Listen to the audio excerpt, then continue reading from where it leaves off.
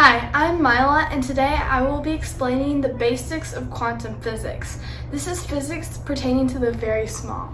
I'm not talking about things that are this small, but even smaller. I'm talking about atoms, the tiny particles that make up everything, and molecules, which are made up of many atoms. These things are so small that if you blew up each atom in a grapefruit to the size of a blueberry, then the grapefruit would become the size of the entire Earth.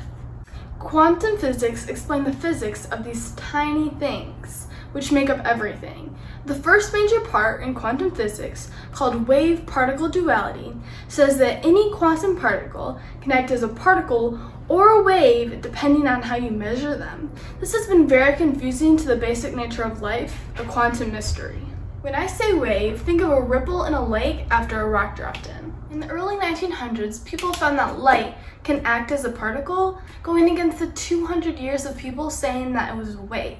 Later, these particles were named photons. They also found that matter can act as a wave. This went against 30 years of research of people saying that matter, such as electrons, exists as particles. The weird thing is, when you're not looking, the quantum particle consists and evolves through the Schrödinger equation. When you are looking or measuring, the wave function collapses suddenly and irreversibly, making the particle, and the probability of finding any outcome is by the amplitude squared. This can be all very confusing, but it just shows that matter can exist as waves or particles. Another thing to think about is when you're measuring, you only get a probability.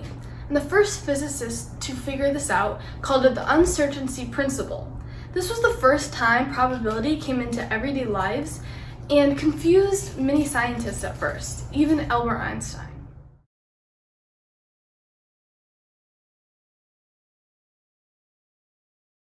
Quantum physics is now being used to understand the 3 out of the 4 fundamental forces of nature.